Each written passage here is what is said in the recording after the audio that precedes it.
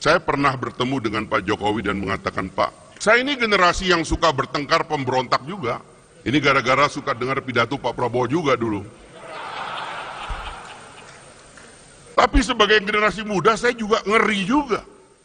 Kalau kita mengentertain pertengkaran ini terus-menerus, secara dangkal, orang lain sudah kemana, kita akan kemana. Apa yang dilakukan oleh Pak Jokowi, maka Jokowinomics adalah Prabowonomics.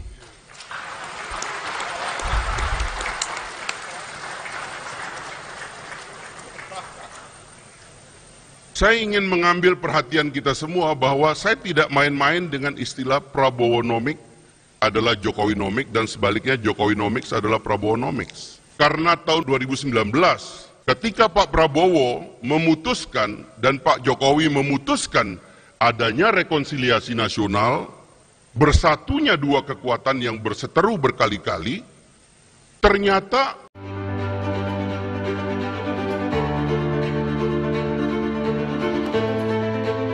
Bismillahirrahmanirrahim. Assalamualaikum warahmatullahi wabarakatuh.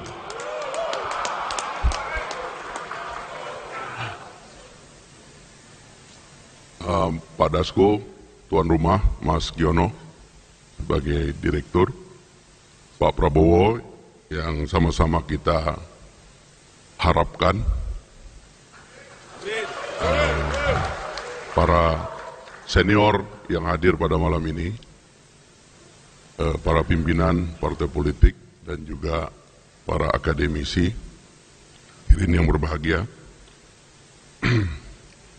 Saya juga tadi Pak Prabowo bilang, kamu ngomong sebentar. Saya banyak sekali sebenarnya ingin saya katakan. Dan memang forum malam ini penuh misteri juga. Di sesi awal tadi, saya lihat mood orang tuh ingin mendengar sesuatu yang agak politik. Tapi sangat akademis tadi, luar biasa forumnya. Pak Prabowo tadi menyampaikan beberapa slide dan pandangan, dan khususnya di bidang ekonomi. Jadi saya teringat bahwa Pak Prabowo adalah cucu dari Pak Margono, kemudian anak dari Pak Mitro. Tahun 51 beliau menjadi dekan Fakultas Ekonomi UI, sekaligus sebagai pendiri. Dan kira-kira 20 tahun atau 40 tahun kemudian saya menjadi mahasiswa di Fakultas Ekonomi UI juga. Dan tentu ada kebanggaan tersendiri bahwa saya bisa tersambung dengan pendiri dari tempat saya kuliah, yaitu Pak Prabowo. Makanya sejak tahun 94 saya ingat saya ketemu dengan Pak Prabowo dalam beberapa pidato beliau. Saya kira kalau kita berbicara ekonomi, mungkin di antara para politisi sekarang ini yang meskipun Pak Prabowo backgroundnya itu adalah seorang militer, Pak Prabowo termasuk yang sangat literate terhadap masalah ekonomi ini. Sangat mengerti dunia ekonomi ini. Karena beliau lahir dari garis keturunan dari orang-orang yang memang berpikir dan belajar tentang ekonomi. Waktu pembukaan Universitas Terbuka tahun 84 saya ingat, pemerintah pada waktu itu mengundang Profesor Sumitro untuk memberikan kuliah tentang pembangunan ekonomi dan itu ada bukunya. Saya kira juga di YouTube kita bisa nonton, itu masih banyak. Jadi saya kira tadi pidato Pak Prabowo yang memang transformasinya lebih banyak berbicara transformasi ekonomi, itu seperti pidato karena ini di forum akademik, seperti kuliah perdana Profesor Sumitro bulan September tahun 84 di depan mahasiswa Universitas Terbuka dan dihadiri oleh Presiden Soeharto pada saat pidato atau kuliah perdananya itu. Jadi Pak Prabowo saya kira sangat tersambung dengan isu ekonomi, karena itulah beliau berani mengajukan komitmen kita secara nasional untuk kembali ke jalan tengah. Karena Pancasila adalah ideologi pertengahan. Bung Hatta, pendiri bangsa, dalam bukunya tentang dinamika ekonomi Indonesia ke depan, beliau memakai istilah mendayung di antara dua karang, melihat pertarungan antara dunia liberalisme dengan dunia sosialisme yang begitu hebat. Beliau mengatakan kita mendayung di antara dua karang. Bahkan untuk ekonomi Pancasila di UGM, di tempatnya Pak Jokowi, Pak Mubiarto menulis buku tentang ekonomi Pancasila. Belakangan saya baca bukunya Pak Jimli juga, itu tentang ekonomi konstitusi. Jadi memang ada banyak yang kita perlukan untuk mengembalikan jiwa dari perekonomian nasional kita. Peran koperasi misalnya di antara yang paling penting yang belakangan kita tidak dengar dan tidak signifikan. Dan saya kira tadi dengan platform yang disampaikan oleh Pak Prabowo kita akan kembali ke sana. Itu yang pertama yang saya ingin katakan, bahwa insya Allah jalan menuju ekonomi Pancasila mendayung di antara dua karang, ekonomi baru yang kita akan gunakan untuk memperbaiki keadaan kita, terutama ketimpangan, akan menemukan jalannya kalau Pak Prabowo memimpin kita semua. Saya hanya mengusulkan dua hal di bidang ini, Pak Prabowo. Yang pertama adalah memang perlu ada penerjemahan teoritis yang lebih kuat. Dan saya kira kita banyak ekonom yang bisa melakukan itu. Karena ini bukan pikiran baru. Tadi saya katakan Bung Hatta menyatakan itu. Beberapa guru besar menulis tentang itu. Ya, tadi saya katakan Pak Jimli juga menulis tentang itu. Bagaimana mengkonstruksi ekonomi Pancasila dalam kebijakan moneter dan fiskal yang lebih real, saya kira itu tantangan teoritis yang harus kita kerjakan. Dan tadi tim yang disebut oleh Pak Prabowo tentu akan berbicara menuntaskan ini sebelum masa 2024 nanti. Nah, yang kedua adalah menurut saya ini agak praktis, meyakinkan kepada pemain besar bahwa jalan tengah, ekonomi jalan tengah bukan tentang mematikan yang besar, tetapi memberikan porsi permainan kepada yang besar untuk terus menjadi besar, sehingga memiliki manfaat besar kepada masyarakat umum, sambil memperkuat yang berada di bawah untuk menjadi pemain yang lebih kuat. Saya mengatakan ini karena dari forum ini, saya tidak melihat ada wakil dari pemain-pemain besar ini, Pak Prabowo. Ya. Kebanyakan kita ini UKM di sini saya lihat ini. Sebab saya khawatir kalau yang besar ini salah paham kepada Pak Prabowo, nanti mereka takut kehilangan hartanya. Katakan kepada mereka, ekonomi Pancasila jalan tengah bukan tentang mengerdilkan yang besar, tetapi dengan menguatkan tulang punggung masyarakat banyak kita. Karena itu adalah basis bagi pertumbuhan dan kekuatan nasional kita ke depan. Ekonomi kita harus melibatkan sebanyak mungkin orang, jangan ada yang jadi penonton. Karena itu saya mengapresiasi terminologi yang dilahirkan oleh Pak Prabowo tadi. Mungkin ini terminologi yang secara keras dinyaringkan malam ini dan akan menjadi terminologi politik dan juga mungkin terminologi akademik, yaitu Jokowinomics. Saya lebih baik mengatakan Pak Prabowo, Jokowinomics itu adalah, kalau kita mau lengkapkan, karena di antara semua anggota kabinet yang saya lihat agak matang memberikan argumen kepada apa yang dilakukan oleh Pak Jokowi, maka Jokowinomics adalah Prabowonomics.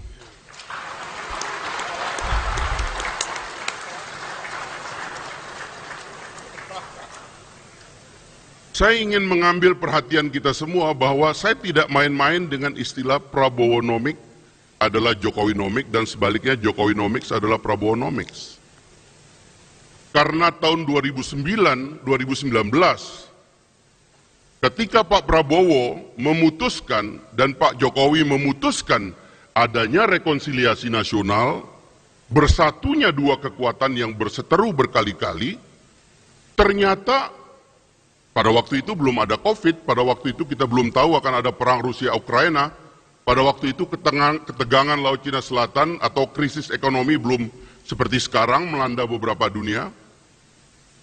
Tetapi kemudian alhamdulillah, dua tokoh terpanggil jiwanya untuk mau duduk bersama dan melakukan rekonsiliasi besar sehingga terjadi kekompakan yang luar biasa yang menyebabkan kita lolos dari krisis, menghadapi COVID, bahkan sekarang ini kita menghadapi ancaman dari adanya instabilitas global karena perang, adalah karena dua orang ini menurut saya mendapat hidayah dari Allah untuk menyatu.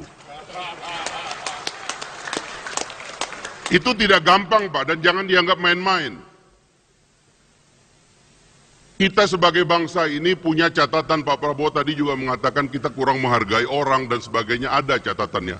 Bahkan saya mengatakan, saya melihat di dalam sejarah dari generasi ke generasi kepemimpinan terputus. Bahkan kalau dari zaman penjajahan dulu atau dari zaman feodal dulu, bahkan sisa-sisa kerajaan kita hilangkan. Dari penjajahan dulu, kemarin saya lihat ada riset di media tentang kenapa sisa-sisa Belanda di Indonesia nggak ada. Bahasanya tidak dipakai, padahal katanya menjajah 350 tahun. Putus. Orde lama ke orde baru, putus. Presidennya juga dalam pesakitan. Orde baru, putus. Kita mau menghapus seolah-olah Pak Harto, Bung Karno nggak ada jasanya. Kepemimpinan seterusnya juga demikian, putus. Bahkan sekarang dalam situasi kebebasan ini, kita mengentertain kebebasan untuk melanggengkan konflik. Tetapi alhamdulillah Pak Prabowo dan Pak Jokowi bersatu dalam satu kekuatan, kemudian mencoba menyatukan elit Indonesia. Ada masalah besar di depan kita, jangan lagi bertengkar. Mari kita song-song masa depan Indonesia dan kesempatan Indonesia menjadi bangsa besar. Jadi koalisi Pak Prabowo dengan Pak Jokowi bukan insiden. Dia adalah monumen yang harus dirayakan dan dipertahankan. Saya ini generasi yang suka bertengkar, pemberontak juga. Ini gara-gara suka dengar pidato Pak Prabowo juga dulu. Tapi sebagai generasi muda saya juga ngeri juga. Kalau kita mengentertain pertengkaran ini terus-menerus, secara dangkal, orang lain sudah kemana, kita akan kemana. Jadi menurut saya, karena itu saya ingin Jokowinomics adalah Prabowonomics. Karena rekonsiliasi telah terjadi. Dan saya ingin mengucapkan terima kasih kepada Pak Jokowi juga. Secara langsung atau tidak langsung, menginspirasi kembalinya koalisi besar. Saya pernah bertemu dengan Pak Jokowi dan mengatakan, Pak, dari Pak Harto ke kita putus, Pak. Bahkan juga dari Bung Karno putus. Waktu Pak Harto turun tidak ada proses pewarisan yang mantap, sehingga kita bertengkar. Generasi kami, angkatan 98, tidak paham dengan orang-orang tua kita, sehingga kita bertengkar, pecah kita. Kita mulai banyak hal dari nol. Bahkan Pak Prabowo adalah manusia sejarah yang menyaksikan dari dekat, dan beliau juga menjadi salah satu yang merasakan bagaimana keterputusan ini tidak baik bagi kita semua. Dengan segala apa yang beliau rasakan. Kemudian kita melihat contoh di negara di sekitar kita, Pak. Tadi kita lihat Pak Harto. Kita lihat Pak Mahathir di Malaysia. Ada forum seperti ini, forum UMNO, Barisan Nasional. Orang-orang nangis minta beliau terus. Tapi beliau tanpa mempersiapkan satu kaderisasi dan regenerasi, beliau mundur. Ketika mundur, semua penggantinya dikritik. yang mengantarkan beliau suatu hari kembali menjadi Perdana Menteri. Dan berakhir begitu cepat. Jadi tidak ada proses yang mulus. Mudah-mudahan Pak Anwar sekarang yang mimpin bisa memimpin rekonsiliasi bangsanya. Karena hasrat untuk bertengkar ini kuat di kita, Pak. Terutama anak-anak muda nih, pengen bertengkar aja kerjaannya. Nah, ada contoh Lee Kuan Yew yang mengatur. Waktu Goh Tong, kemudian Chin Lung, mulus berjalan. Ada visi tentang keberlanjutan. Ada gagasan tentang bahwa kita memang punya perbedaan, tetapi tujuan besarnya tidak boleh hilang. Indonesia emas tetap ada di depan mata kita, dan kita tidak boleh bertengkar tentang Indonesia emas. Tadi Pak Amran mengatakan superpower baru, kebetulan Gelora pakai superpower baru, Pak. Ya mirip-mirip lah itu.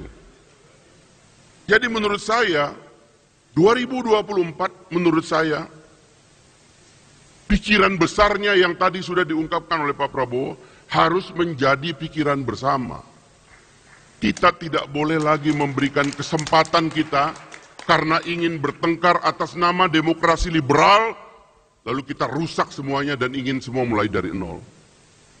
Tidak kita izinkan itu. Yang terakhir saya ingin bilang begini Pak Prabowo. Waktu saya kecil Pak, saya suka berantem.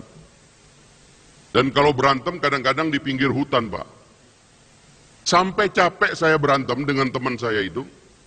Kadang-kadang saya berpikir sebagai anak kecil, mudah-mudahan ada orang yang lewat melerai kita, karena kita sudah capek. Jadi saya merasa Pak Prabowo ini ada di depan kita sekarang Pak. Saya ingin menjadi yang melerai pertengkaran kita.